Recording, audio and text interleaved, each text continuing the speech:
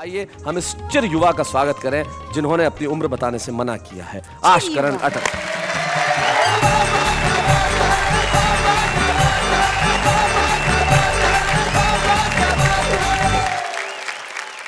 जैसा कि आपको पता है, बच्चों के सवाल बहुत ही प्यारे होते हैं लेकिन उतने ही खतरनाक। और अब टीवी युग का बच्चा और होमवर्क की पीड़ा वाला एक बच्चा, चार पंक्तियां देखिए। स्वागत। कि बच्चे ने पूछा होमवर्क करते करते, आदमी शादी क्यों करता है? अच्छा। बाप ने सवाल के वजन को तोला और फिर टालने के लिए बोला, आदमी शर्ट में बटन नहीं टांग सकता ना, इसलिए शादी करता है। अच्छा। बच्चे ने फौरन दूसरा सवाल किया, फिर दर्जी क्यों शादी करता है?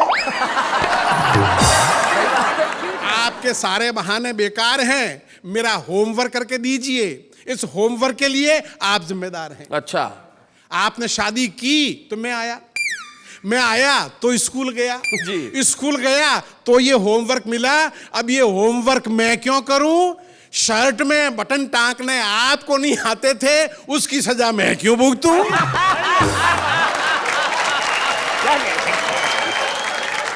एक आपकी बड़ी प्रसिद्ध कविता है बुफे, उसका एक अंश हम जरूर सुनना चाहेंगे। मैंने बहुत साल पहले एक 5 स्टार होटल में खाना खाया था, उसका एक छोटा सा वर्णन है, देखिएगा। बुफे दावत सिस्टम वो दावत है जिसमें हर समझदार मेहमान या तो घर से खाना खाकर आता है या वापस घर जाकर खाता है। वापस घर जाकर खाता है। हर स्वाभिमानी आदमी को कम से कम 3 बार कतार में खड़ा होना पड़ता है। और ज्यादा से ज्यादा कितनी बार, ये उसकी भूख और बेशर्म होने की क्षमता पर निर्भर करता है। बेशर्म। और इतनी बार लाइन में लगने के बाद कोई भला आदमी तो इतना दुखी हो जाएगा कि फिर ठीक से खाना ही नहीं खा पाएगा। जी। और पंक्ति देखिए कि बुफे दावत में कौन सैकड़ों बार खा चुका पुराना खुर्राट बुफेबाज है? बुफेबाज कौन खुर्राट बुफेबाज है और कौन नया मेहमान है? इसकी पहचान बहुत आसान है। पुराना अपनी प्लेट में जरा सा 1-2 चम्मच खाना ऐसे धर लाता है जैसे सत्यनारायण का प्रसाद लाया हो। अच्छा। जबकि नया अपनी प्लेट में खाने की हर डिश ऐसे भर लाता है जैसे कोई भिखारी 10 घरों से भीख मांग कर लाया हो।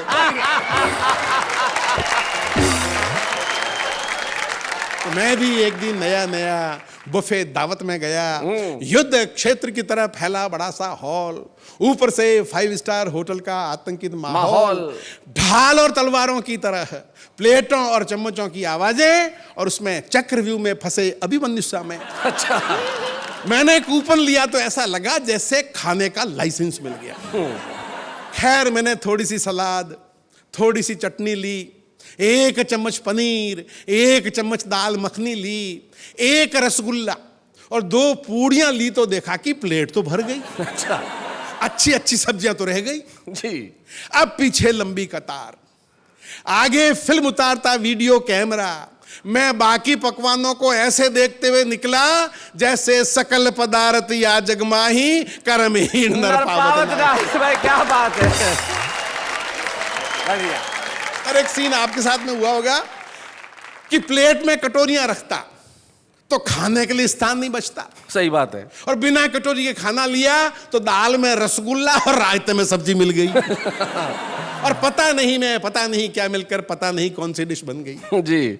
और बुफे दावत पे आपने देखा होगा, वहां आदमी खाना खाने के लिए कम आता है, बातें करने के लिए ज्यादा आता है। अब मैं जो ही एक प्लेट में खाना भर के एक तरफ कोने में जाके खड़ा होके खा रहा था, एक भाई साहब आए और आते ही पूछा, आपने रसगुल्ला तो लिया ही नहीं? अच्छा। मन में आया बोल दूं, ये दाल और चटनी में डूबा पड़ा है, वो रसगुल्ला ही है। बहुत अच्छे।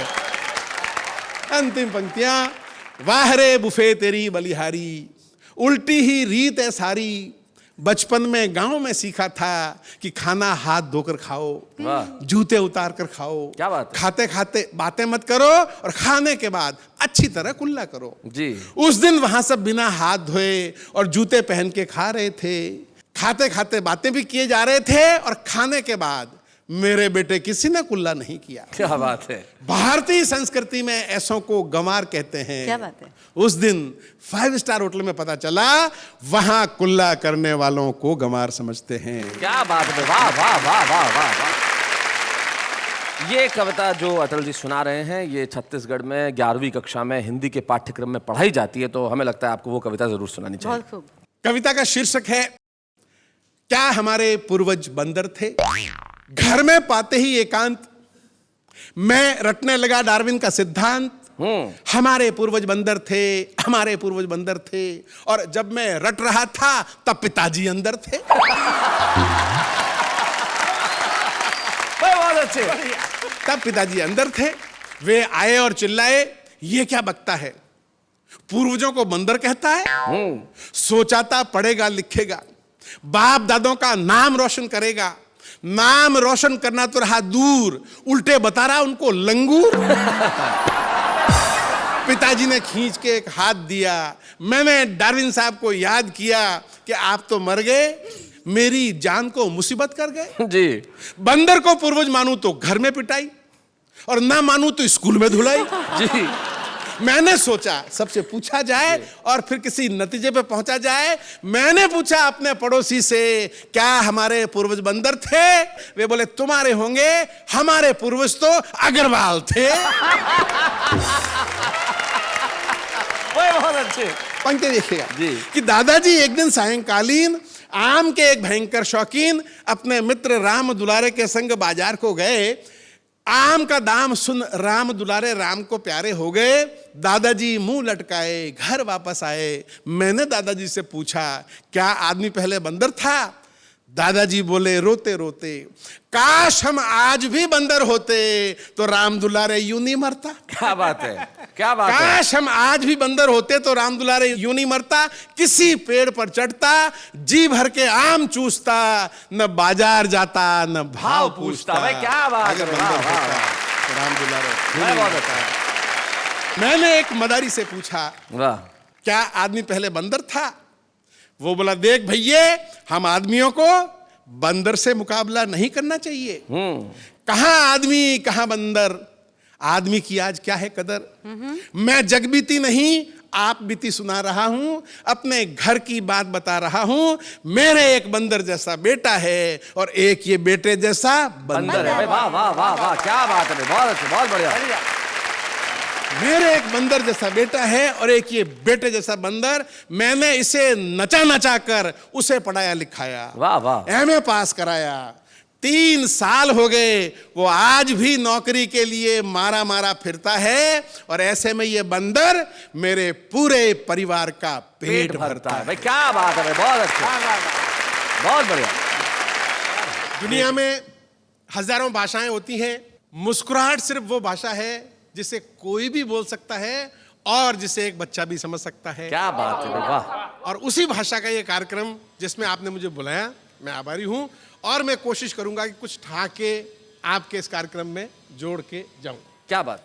मैंने अखबारों में पढ़ा है कि आजकल महिलाएं वो पुरुषों के कंधे से कंधा मिलाकर आगे बढ़ रही हैं। अच्छा। पता नहीं किन पुरुषों के कंधे से कंधा मिलाकर आगे बढ़ रही हैं। मेरे कंधे को तो सौभाग्य अभी तक मिला नहीं। जिनके कंधों को सौभाग्य मिला उनको बहुत बहुत बधाई है। अक्सर मैंने देखा है कुछ लोग हैं अपनी पत्नी को सरकार कह के बुला दिया करते हैं, और ऐसे में मैंने देखा है कि पत्नी बहुत ही दुख और पीड़ा का अनुभव करती है जी। और मैं चूंकि ऐसा शरीफ कवि हूं जिससे किसी और की पत्नी की पीड़ा देखी नहीं जाती, इसलिए सब पत्नियों की तरफ से 4 पंक्तियों में जवाब दे रहा हूं। स्वागत। कि पति देव दफ्तर से आकर पत्नी से बोले मुस्काकर, ये सज धज ये सिंगार क्या इरादा है सरकार। तो पति का ये संबोधन सुनकर पत्नी बोली रुआसी होकर कि आप हमें कुछ भी कहते रहिए किंतु सरकार मत कहिए, हम भी अखबार पढ़ते हैं। अच्छा। हम भी अखबार पढ़ते हैं, सरकार कैसी होती है सब समझते हैं। भविष्य में यदि आप हमें सरकार कह के बुलाएंगे तो याद रखना पछताएंगे। मेरा तो कुछ नहीं बिगड़ेगा पर आपके हाल हिंदुस्तान जैसे हो जाएंगे। क्या बात है भाई, वाह वाह वाह, बहुत अच्छा अटल जी। अक्सर आपने किस्से कहानियों में पढ़ा होगा कि एक अलादीन का जादुई चिराग होता है, जिसमें से जिन्न निकलता है। जहाँ जिन्न निकलता है जी। और वो कई काम करता है। वो हमेशा आज तक हिस्ट्री में पुरुषों को ही मिला है, किसी महिला को आज तक नहीं मिला। जी। नेहा जी क्यों नहीं मिला, मैं बताता हूँ आपको। बताइए। सुनिएगा कि जूठे बर्तनों के ढेर से घबराकर महिला बोली, हे ईश्वर, ये अलादीन का जादुई चिराग पुरुषों को मिलता है, किसी महिला को क्यों नहीं मिलता? हाँ। जिन हमारा भी हाथ बटा दिया करता। हाँ। प्रकट हुए परवरदिगार और बोले कि नियम के अनुसार एक महिला को एक बार में एक ही जिन्न मिल सकता है। बहुत बढ़िया। क्या बात है। हमारा रिकॉर्ड कहता है तुम्हारी शादी हो गई, तुम्हें तुम्हारा जिन्न मिल चुका है। उसे अभी तुमने आटा पिसाने भेजा है, अच्छा। रास्ते में टेलर से तुम्हारा ब्लाउज लेते हुए, हाँ। मकान मालिक को किराया देते हुए हाँ। तुम्हारे लिए बाम लाएगा। हाँ। पहले बाम लगाएगा फिर काम पर जाएगा। बहुत अच्छे। इस जिन्न की तरह उस जिन्न का भी दुरुपयोग संभव है, अतः महिलाओं को चिराग मिलना असंभव है। भाई क्या बात है भाई, बहुत अच्छे भाई, बहुत बढ़िया। एक और कविता शैलेश जी, हास्य और व्यंग की मिली जुली है। सुना। मुझ में और मेरे भारत में इतनी समानताएं हैं, इतनी समानताएं हैं कि आप सुनेंगे तो सुनते ही जाएंगे। इतनी समानताएं आप एक बाप बेटे या भाई भाई में नहीं पाएंगे। क्या बात है भाई, वाह। भूत भविष्य वर्तमान सब में एक समान। पिछले 50 साल से भारत का भविष्य उज्जवल है। अच्छा। पंक्तियां देखिएगा। हाँ। पिछले 50 साल से भारत का भविष्य उज्जवल है और पिछले 50 साल से मेरा भी भविष्य उज्जवल है। हाँ। लेकिन वर्तमान पता नहीं कब सुधरेगा। बहुत अच्छे, बहुत बढ़िया। हम दोनों का ही वर्तमान रहा हमेशा खराब और अस्त व्यस्त, लेकिन चूंकि भविष्य उज्जवल है इसलिए मैं भी मस्त और भारत भी मस्त। क्या बात है भाई, बहुत अच्छे। और पंक्ति देखिए। हाँ। भारत से जलते हैं भारत के पड़ोसी, हाँ। मुझसे जलते हैं मेरे पड़ोसी। अच्छा। उस तरक्की के लिए जो हमने आज तक नहीं की। हो न हो हमारे पड़ोसियों को डाउट हो गया है कि हम खुशहाल हैं, हम माला माल हैं, और इस डाउट का एक ही कारण है कि दूर से देखो तो मैं खुशहाल दिखाई देता हूं, दूरदर्शन देखो तो भारत खुशहाल दिखाई देता है। क्या बात है, वाह वाह वाह भाई, बहुत अच्छे, बहुत बढ़िया अटल जी, क्या बात है। पिछले हफ्ते भारत में 2 दुर्घटनाएं घटी। हाँ। पिछले हफ्ते मेरी 2 बार जेब कटी। अच्छा। बाद में पता लगाया गया दोनों ही मामलों में एक बाहरी हाथ पाया गया। बहुत अच्छे। आर्थिक मामलों में कभी भारत 19 और मैं 20, तो कभी मैं 19 और भारत 20। हमेशा 9 नकद और 13 उधार वाले सूत्र को पालते हैं। वैसे उधार को हम उधार नहीं आमदनी मानते हैं। क्या बात है, बहुत अच्छे। भारत अपने मित्र देशों से उधार लेता है, मैं अपने कवि मित्रों से उधार लेता हूं। बहुत बढ़िया। भारत ने 5 साल पहले रूस, अमेरिका और जापान से उधार लिया। मैंने 5 साल पहले मेरे इन कवि मित्रों से उधार लिया। रूस, अमेरिका और जापान ने पिछले साल भारत का उधार माफ कर दिया। बहुत अच्छे। रूस, अमेरिका और जापान ने पिछले साल भारत का उधार माफ कर दिया। यहां मेरे मित्र टटपूंजियापन दिखा गए। यहां मेरे मित्र टटपूंजियापन दिखा गए। उधार माफ करना तो दूर, उल्टे उगाई करने आ गए। मित्रों के मामले में भारत ने मुझसे बाजी ले ली। उसके मित्र राजा भोज निकले, मेरे मित्र गंगूतेली। आप जब तक हंस रहे होते हैं या कि लोगों को हंसा रहे होते हैं, समझ लीजिए तब तक प्रभु की प्रार्थना कर रहे होते हैं। तो प्रार्थना शुरू करता हूं शैलेश जी। स्वागत। मीडिया जो है बहुत महान होता है, किसी को भी महान बना सकता है। और साहब मीडिया एक एक समाचार के लिए कितनी भागदौड़ करता है और कैसे कैसे इंटरव्यू लेता है, और कहीं भी बैठे हुए आदमी इंटरव्यू ले सकता है। अच्छा। एक समाचार का सवाल है बाबा। अच्छा। एक समाचार का सवाल है बाबा। एक बीमार नेता ने लंदन में अंतिम सांस ली। उधर यमदूत नेता को लेकर नरक पहुंचे भी नहीं। उससे पहले चैनल का रिपोर्टर लंदन पहुंच गया अपनी टीम लेकर और नेताजी के बेटे का इंटरव्यू लिया। आपको कैसा लग रहा है? जी बहुत बुरा लग रहा है। अच्छा, अंतिम सांस लेने से पहले उन्होंने किसी दर्द या तकलीफ की शिकायत की थी? जी नहीं, डायरेक्ट अंतिम सांस ली थी। अगली पंक्ति सुनिए। क्या इससे पहले भी कभी उन्होंने अंतिम सांस ली थी?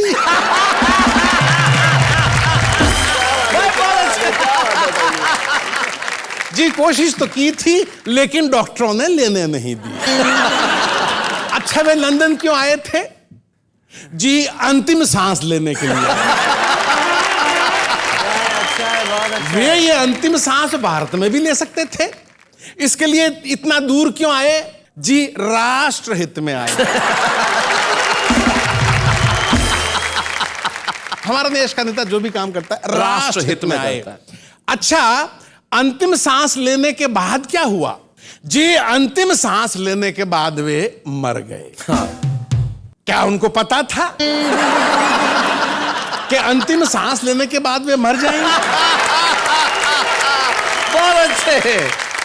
जी पता था।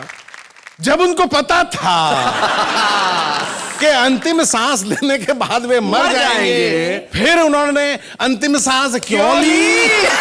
बहुत अच्छे। जी राष्ट्रहित में ली। और साहब अंतिम सवाल का मजा लीजिए। क्या इस परंपरा को आगे बढ़ाया जाना चाहिए? बाकी नेताओं को भी राष्ट्रहित में मरने के लिए आगे आना चाहिए। बहुत बढ़िया, बहुत अच्छे, बहुत अच्छे। और शैलेश जी, आप आज्ञा दें तो एक रचना और सुना दूं? जी, आपकी एक रचना जो आपने दो फलों को प्रतीक बना के लिखी है, वो जरा एक छोटी सी कविता सुना दें तो बड़ा मजा आएगा। एक होता है डाकू, एक होता है चोर। दोनों दूसरों का धन हड़पते हैं, लेकिन जो समाज में इज्जत डाकू की है वो चोर की नहीं है। क्योंकि डाकू लूटने के साथ में मारता है, हाँ, और चोर मारता नहीं है। जी।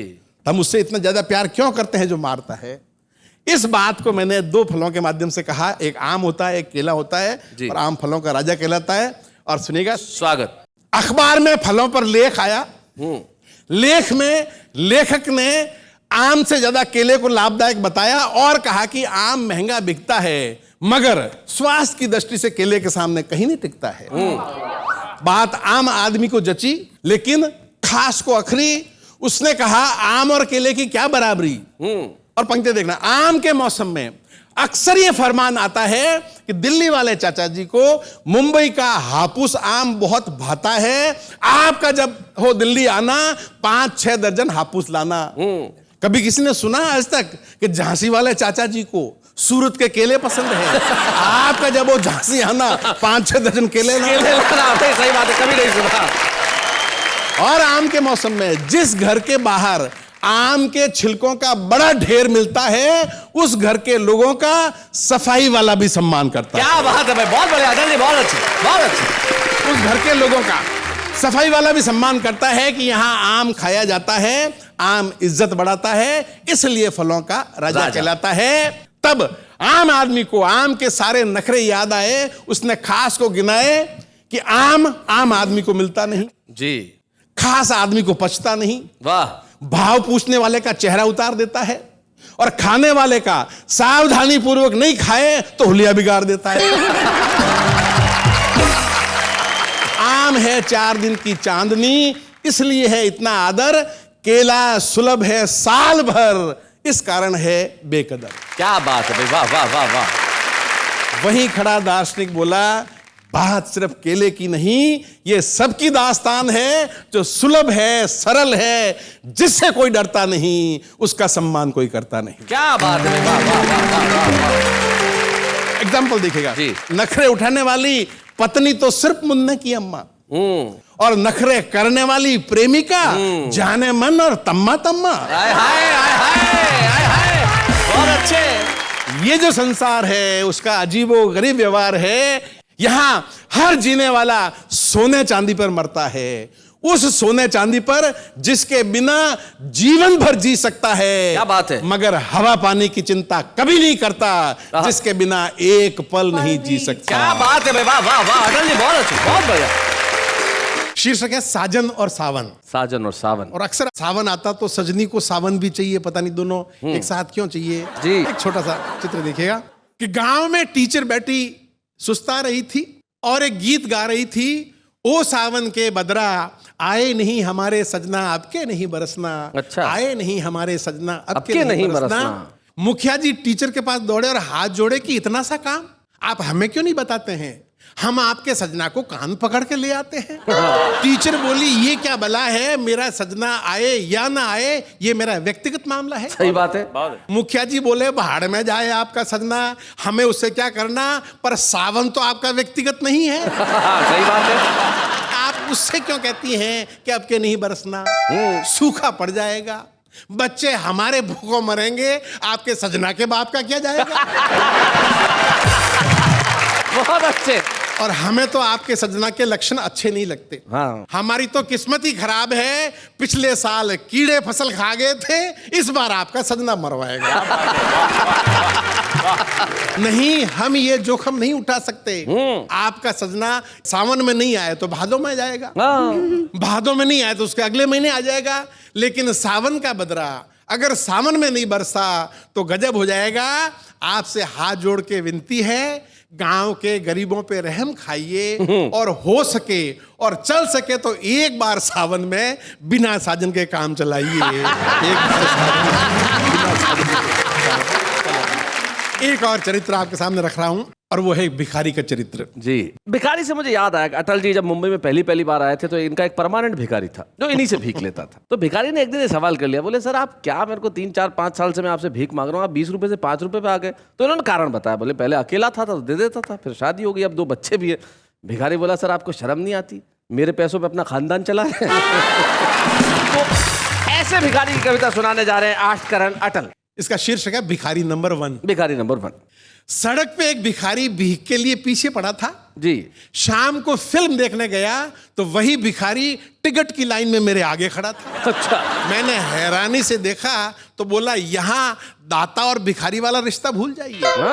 मैं भी फिल्म का दर्शक, आप भी फिल्म के दर्शक, आप मेरे साथ वही व्यवहार करें जो एक दर्शक को दूसरे दर्शक के साथ करना चाहिए। क्या बात है, बहुत अच्छे। अब ये बताइए कि आपने जो मुझे पैसे दिए थे वो इन्वेस्ट किए थे कि दान में दिए थे? भिखारी पूछ रहा है। अगर इन्वेस्ट किए थे तो उसका रिटर्न है 10 लाख गुना। आपने वो गाना नहीं सुना, गरीबों की सुनो वो तुम्हारी सुनेगा, तुम 1 पैसा दोगे वो 10 लाख देगा। आपने 25 पैसे दिए हैं जी। 25 को 10 लाख से गुना कीजिए और घर जाके पॉलिसी के मैच्योर होने का इंतजार कीजिए। बहुत अच्छे। और अगर दान में दिए थे तो बदले में घर भर के लिए दुआएं लीजिए। भिखारी की दुआओं में होता है बहुत असर। जी। आपका अपना उदाहरण आपके सामने है सर। उसी चौराहे पर मेरे बाप ने आपके बाप से 1 पैसा भीख ली थी। अच्छा। बदले में आपके बाप को दुआ दी थी कि जा तेरा नालायक बेटा लायक बने। आप बने कि नहीं बने? बदले में ऐसे कई उदाहरण हैं। आज आप जो कुछ हैं अपने बाप नहीं मेरे बाप के कारण है। भाई बहुत बढ़िया, बहुत अच्छा। और जाते जाते एक सटायर, एक व्यंग देखेगा जी। चुनाव हमारे देश में होते रहते हैं। गांव में नई सड़क बनते देखकर और गली के नुक्कड़ वाली पंचायत की बत्ती जो हमेशा बुझी रहती थी आज जलते देखकर एक बुढ़िया ने सरपंच से पूछा, बेटा चुनाव होने वाला है क्या? वाह वाह, बहुत अच्छे। बेटा चुनाव होने वाला है क्या? अभी 2.5 साल पहले ही तो हुआ था। तो सरपंच ने हाँ में सिर हिलाते हुए बुढ़िया से कहा, ये सब दल बदलुओं के कारण हुआ। उन्होंने दल बदलकर सरकार गिराई, इसलिए चुनाव से पहले चुनाव की नौबत आई। क्या बात है। बुढ़िया ने पंचायत की जलती हुई बत्ती को देखा, नई बनती हुई सड़क को याद किया और देश के हर दल बदलू नेता को सच्चे मन से आशीर्वाद दिया, जुग जुग जियो, बार बार दल बदलो, तुमने हम पर बड़ी कृपा की है। ये पंचायत की बत्ती जो 5 साल बाद जलने वाली थी तुमने 2.5 साल में जलवा दी। रुपए के गिरने की जो खबर आई हम सबने पढ़ी थी, रुपया बहुत गिरा, लेकिन रुपया उतना कभी नहीं गिर सकता जितना आदमी रुपए के लिए गिर सकता है। क्या बात है, बहुत बढ़िया। अब जिस कविता के लिए मुझे मंच से आदेश हुआ है मैं वो जी। सुनाना चाहता हूँ। स्वागत। कविता का शीर्षक है वेजिटेरियन कवि इन अमेरिका। वेजिटेरियन कवि इन अमेरिका। ये कविता मैंने शैलेश लोढ़ा और सुरेश जी पे लिखी है। जी हाँ, लोग बाग नेताओं पे लिखते हैं, लोग बाग पुलिस वालों पे लिखते हैं। मेरे पास उससे बढ़िया माल रखा हुआ था। मैंने इन पे लिखी और दोनों के बारे में परिचय में मैं आपको बता दूं, दोनों शुद्ध शाकाहारी हैं। पक्के। खाने में लहसुन भी नहीं खाते। बिल्कुल नहीं। खाने में इन दोनों को पराठे बहुत पसंद है। पसंद है। पराठों के लिए अपनी रेट भी आदि कर देते हैं और कभी कभी तो मुफ्त में भी चले जाते हैं। बिल्कुल। क्या बात है, कितना जानते हैं आप मेरे लिए। तो साहब कुछ साल पहले ये दोनों अमेरिका गए थे और एक ऐसे होटल में बंदोबस्त हो गया जहां पे शाकाहारी खाने को कुछ भी नहीं था। 2 दिन तक लगातार भूख से मरने की नौबत आ गई और मैंने एक शेर सुना, उसमें एक पंक्ति है कि भूख इंसान को गद्दार बना देती है लेकिन भूख इन बहादुरों को मांसाहारी तक नहीं बना सकी। क्या बात। एक बार इनके सम्मान में तालियां बजा दीजिए। क्या बात। धन्यवाद धन्यवाद। यूं तो बढ़िया होटल में इंतजाम था, आराम ही आराम था, वाह। लेकिन होटल के रेस्टोरेंट में पानी के अलावा सब कुछ था मांसाहारी और ये दोनों कवि थे शाकाहारी। धर्म बचाते तो प्राण गंवाते, प्राण बचाते तो धर्म गंवाते। किससे करते फरियाद, आयोजक आने वाला था 2 दिन बाद। क्या बात। क्या बात। शैलेश जी और सुरेश जी ने 50वीं बार पानी पिया और 60वीं बार संकल्प लिया, रघुकुल रीत सदा चली आई, प्राण जाए पर मटन न खाई। प्राण जाए पर चिकन न खाई। क्या बात है।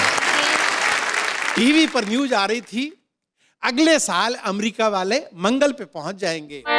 शैलेश जी बोले ये अमेरिका वाले मंगल पे तो पता नहीं पहुंच पाएंगे कि नहीं पहुंच पाएंगे, इनकी धरती पे एकाध कवि भूख से मर गया तो नरक जरूर पहुंच जाएंगे। दोनों होटल से बाहर निकले, हर तरफ बिखरा था अमेरिकी वैभव और उस वैभव से दूर ये 2 वैष्णव।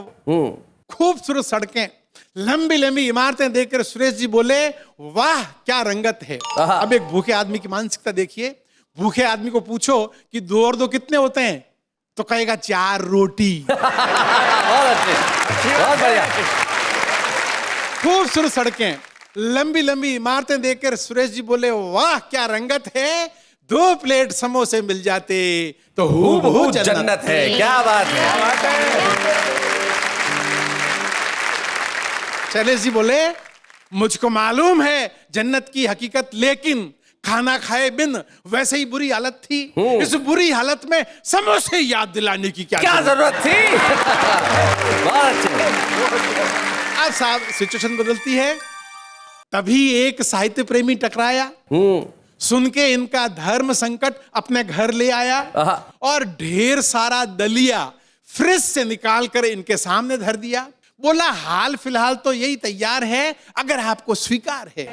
दोनों बोले स्वीकार है स्वीकार है। अरे दलिया तो अमृत है, अच्छा। ऋषियों का आहार है। क्या बात है। साहित्य प्रेमी बोला ये दलिया बना था मेरे अंकल के लिए, वे भी ऋषि ही थे समझिए। डिनर में हमेशा दलिया खाते थे, हफ्ते भर का एक साथ बनवा के फ्रिज में रख जाते थे। अभी एक दिन ही खाया था कि दुनिया से मुंह मोड़ गए, हमारे लिए दुख और आपके लिए दलिया छोड़ गए। हमारे लिए दुख और आपके लिए दलिया जोड़ आपके गए। लिए दलिया अच्छा, छोड़ अंकल के गए। लिए बना था। सुरेश जी बोले ये हुआ ना ऋषियों वाला काम, उनकी आत्मा को शांति दे श्री राम। साहित्य प्रेमी बोले दाने दाने पे लिखा है खाने वाले का नाम, जितने दानों पे उनका नाम था उतना ही उन्होंने खाया। शैलेश जी बोले उनकी शराफत देखिए, हमारे नाम वाले दानों को हाथ भी नहीं लगाया।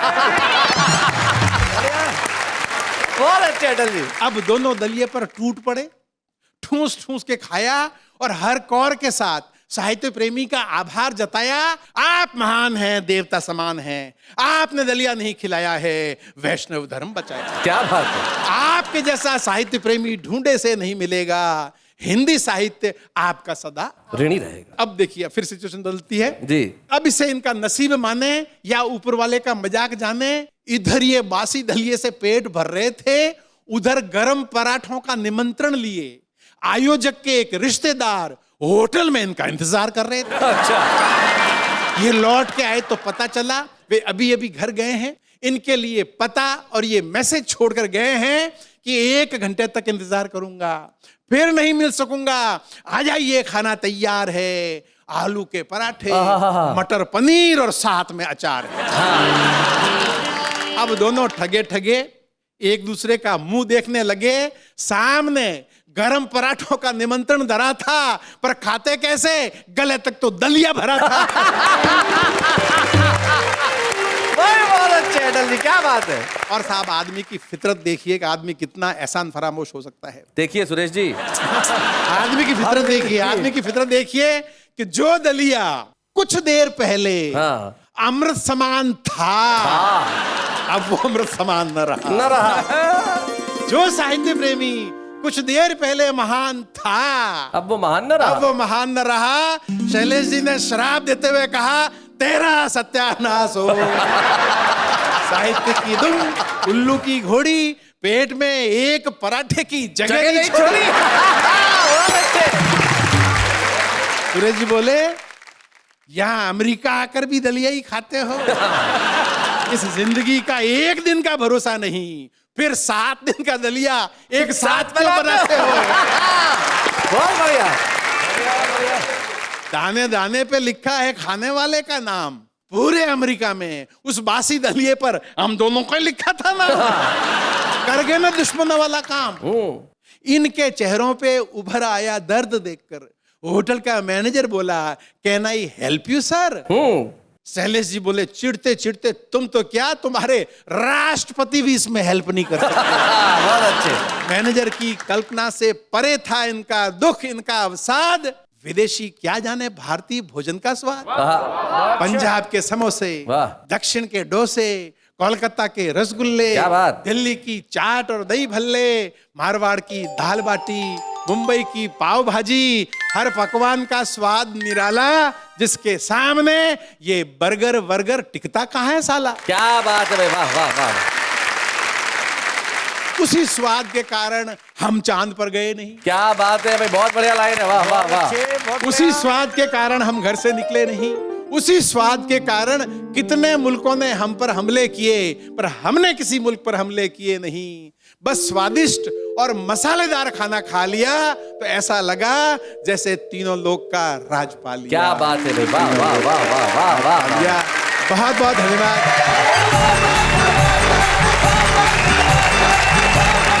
ऐसे और भी मजेदार वीडियो के लिए हमारे चैनल को लाइक, शेयर और सब्सक्राइब करें।